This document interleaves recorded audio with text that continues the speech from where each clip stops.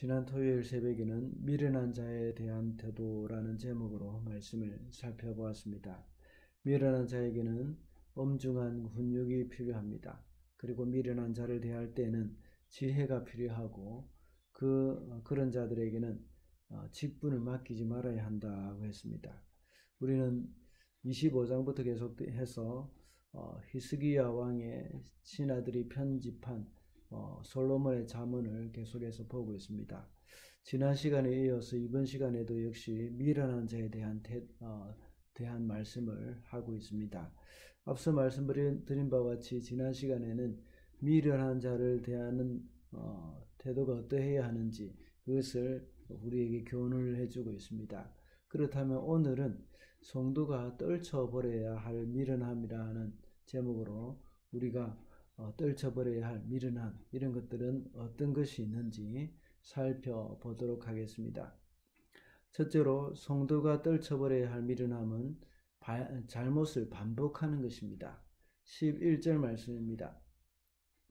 개가 그 토한 것을 도로 먹듯이 미련한 사람은 어리석은 일을 되풀이한다.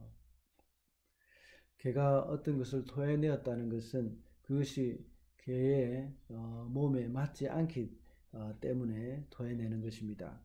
토해낸 음식이 잘못돼서 상했거나 아니면 먹지 말아야 할 음식을 먹기 때문에 토해낸다는 겁니다.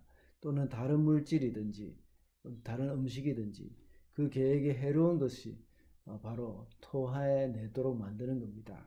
그런데 그것을 또다시 먹는다는 것은 정말로 또다시 토해낼 수밖에 없는 상황을 만드는 것이라고 볼 수가 있습니다.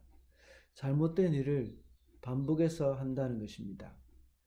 이 일은 분명히 잘못된 것이라는 것을 아는데도 또다시 한다는 것은 정말 어리석은 일입니다. 그런데 미련한 사람들은 그런 어리석은 일을 되풀이한다는 것입니다. 죄는 분명히 우리를 망하게 한다는 것을 알면서도 그 죄에 끌려가는 삶을 사는 것입니다.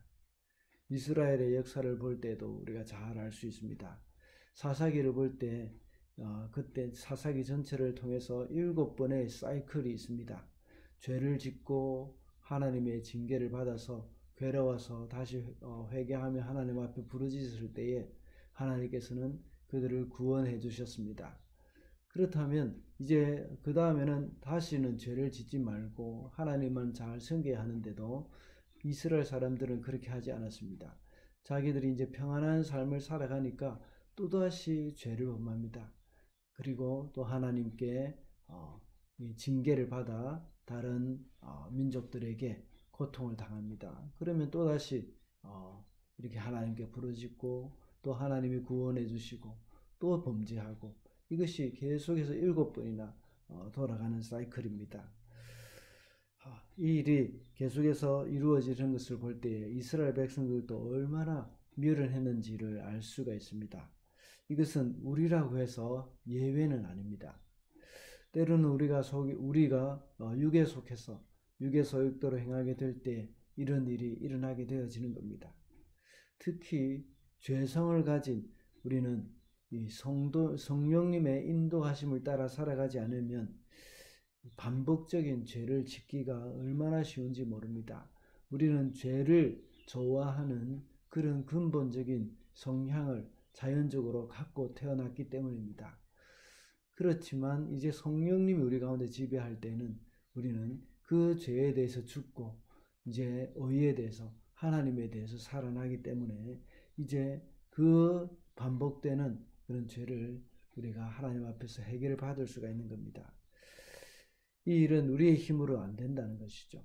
날마다 성령님의 도우심을 구해야 합니다. 그리고 성령의 소욕을 따라 살아가야 하는 겁니다. 그래야 잘못을 반복하는 그 미련함을 떨쳐버릴 수가 있는 겁니다. 둘째로 성도가 떨쳐버려야 할 미련함은 게으름입니다. 15절과 16절입니다. 게으른 사람은 밥그릇에 손을 대고서도 입에 떠넣기조차 귀찮아한다. 게으른 사람은 재치 있게 대답하는 사람 7보다 자기가 더 지혜롭다고 생각한다. 지난번에 게으른 사람들은 이 말도 안 되는 핑계를 거리를 만들어낸다고 했던 기억이 있습니다. 그래서 오늘 보면 13절의 말씀과 같이 길에 사자가 있다고 말합니다. 이것이 바로 22장 13절에 말씀하고 있는 것과 동일합니다. 그래서 게으른 사람들은 움직이는 것을 얼마나 싫어하는지 14절과 15절 말씀과 같이 아주 굉장히 익살스럽게 표현을 하고 있습니다. 이토록 움직이기를 싫어하는 사람은 이 조금만 머리를 쓰면 더 편하게 살 수 있다고 늘 말을 하고 생각을 합니다. 그래서 부지런한 사람들을 가리켜서 지혜롭지 못한 사람이라고 비난을 하기도 합니다. 그러면서 자기가 가장 지혜롭다고 생각하고 이 행동을 하고 있는 겁니다. 그러나 실상은 자기가 가장 미련한 사람이라는 사실을 깨닫지 못하고 있는 겁니다. 이 말씀은 미련한 자가 스스로 지혜롭다고 하는 14절의 말씀과 비슷한 것입니다. 그래 이렇게 게으른 사람은 미련하여서 게으를 뿐만 아니라 교만까지 한 그러한 어리석은 사람입니다. 그래서 자신의 삶의 방식과 태도가 잘못되었다고 인정하지 않습니다. 오히려 자신의 삶이 옳고 지혜롭기까지 하다고 생각하는 것입니다. 이것은 자신의 미련함을 알지 못한다는 의미입니다. 자신이 부족하고 미련하다는 것 사실을 안다면 오히려 소망이 있습니다. 왜냐하면 고치려고 하기 때문입니다. 그런데 오히려 자신이 지혜롭다고 생각하니 완전히 구제불능인 것입니다.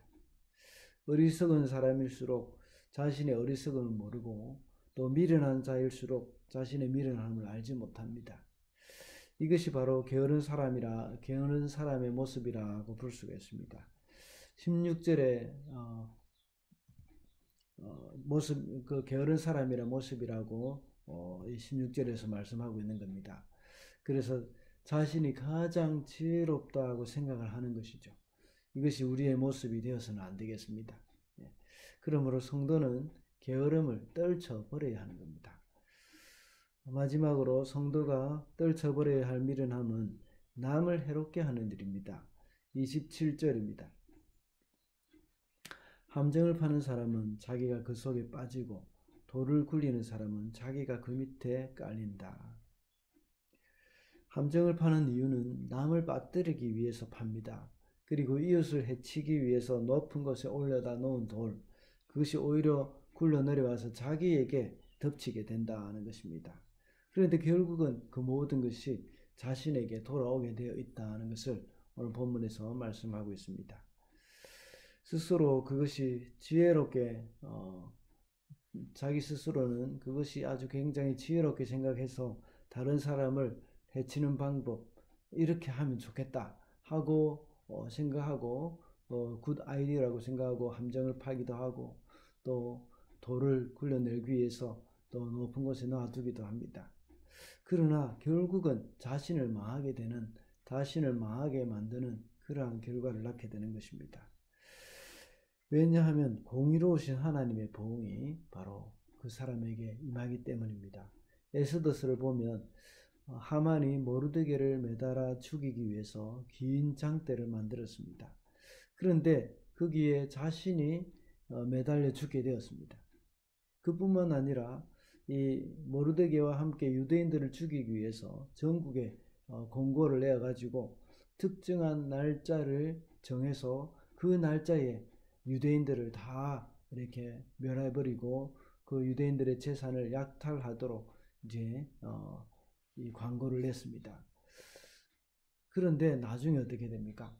오히려 바뀌어져서 유대인들이 자신들을 약탈하려고 했던 그 사람을 이렇게 오히려 해칠 수 있도록 그렇게 만들어 놓은 공문을 다시 내어 보냈던 것입니다. 그날이 바로 부림절입니다.